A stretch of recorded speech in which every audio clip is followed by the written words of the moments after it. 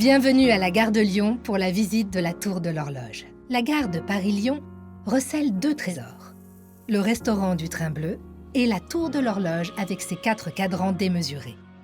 Reconstruite entre 1896 et 1905 par l'architecte renommé Marius Toudoir pour accueillir les millions de visiteurs de l'exposition universelle de 1900, la gare devient une vitrine de Paris. Elle est inaugurée en 1901 par le président de la République en personne, Émile Loubet, 7e président de la Troisième République. À sa création, la tour mesurait 67 mètres. Aujourd'hui et depuis 1948, elle atteint 61,50 mètres suite à la dépose d'éléments architecturaux dégradés. La tour prolonge la façade principale de style néo-baroque. Elle répond à la colonne de Juillet, place de la Bastille, et offre une immense perspective architecturale rectiligne d'1 kilomètre par la rue de Lyon. En 1900, la tour est un phare au milieu de la ville donnant l'heure à qui la voit des kilomètres à la ronde. Depuis 2012, la tour est devenue un petit musée accessible aux visiteurs lors des Journées du patrimoine.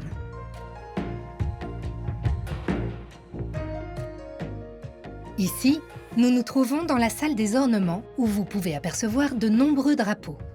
Cette salle rappelle qu'une gare se doit, comme tout édifice public, de porter en façade les drapeaux français et européens à chaque fête nationale. C'était aussi le cas à l'époque où les visites officielles des chefs d'État étrangers s'effectuaient encore en train spécial. La gare accueillant les délégations avait obligation de pavoiser la façade avec le drapeau du pays correspondant. Ce sont 2 mécanismes des cadrans de la Tour de l'Horloge. Datant de 1900, ils furent déposés en 2002 lors des travaux de modernisation. 102 années de bons et loyaux services avec une prouesse pour l'époque. Tout était déjà électrique dans cette tour.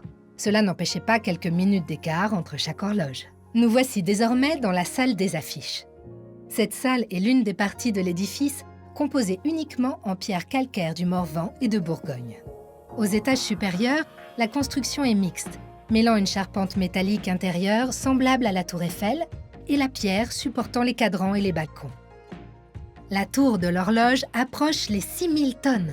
La plupart des affiches que vous observez datent des années 30 et sont antérieures à la création de la Société nationale de chemin de fer le 1er janvier 1938. Avant la création de la SNCF, le territoire national était réparti entre des compagnies ferroviaires privées.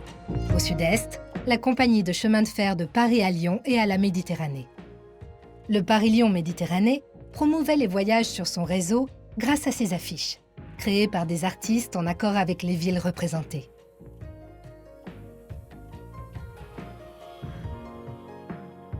L'intérieur de la tour n'a pas toujours été vide. Entre 1920 et 1930, un central téléphonique y avait été aménagé pour assurer les communications au sein de la gare de Lyon et de Bercy. De nos jours, cette salle qui a conservé des casiers anciens accueille des expositions temporaires. Chaque compagnie ferroviaire imprimait son journal interne avec les informations de la compagnie, mais aussi des histoires, des mots croisés.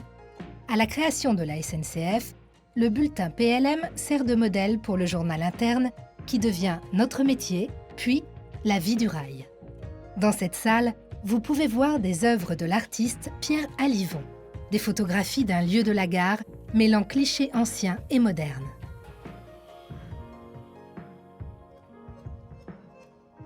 Continuons notre visite au niveau supérieur. Ici, nous pouvons voir la base des impressionnantes horloges de la tour. Elles sont l'œuvre de l'horloger français Paul Garnier. Avec 6,50 m de diamètre, les horloges de la tour étaient en 1900 les 2e plus grandes au monde après celles de Big Ben à Londres. Chaque cadran est composé de 34 mètres carrés de vitraux et plus de 500 pièces en acier, laiton et bronze qui soutiennent et organisent la rosace que forme chacune des horloges.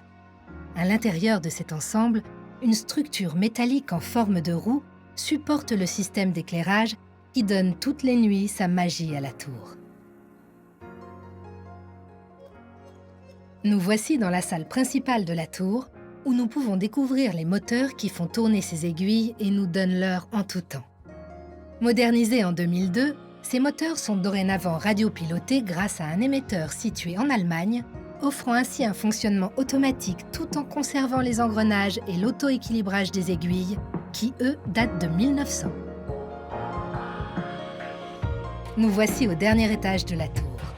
Découvrez les 4 magnifiques points de vue sur Paris. Vous allez en prendre plein les yeux. Nous regardons vers le nord.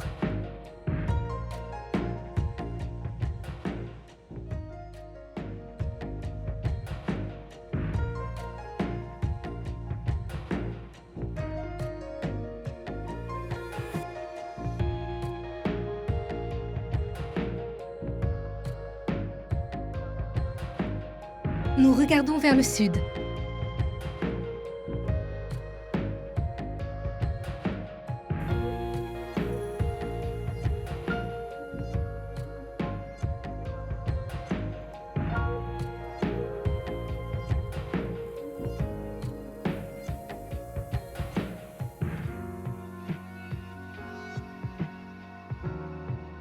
Nous regardons vers l'ouest.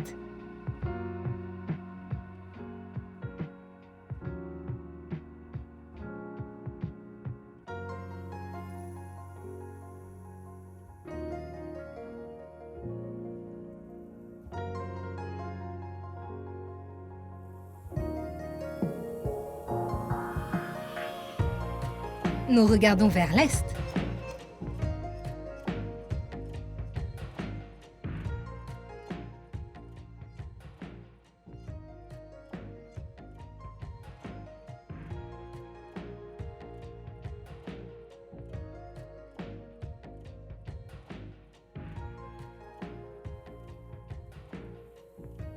Le clocheton au sommet offre une surprise.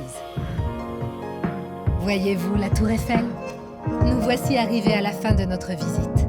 Merci d'avoir voyagé avec nous à travers les différentes vies de la tour de l'horloge.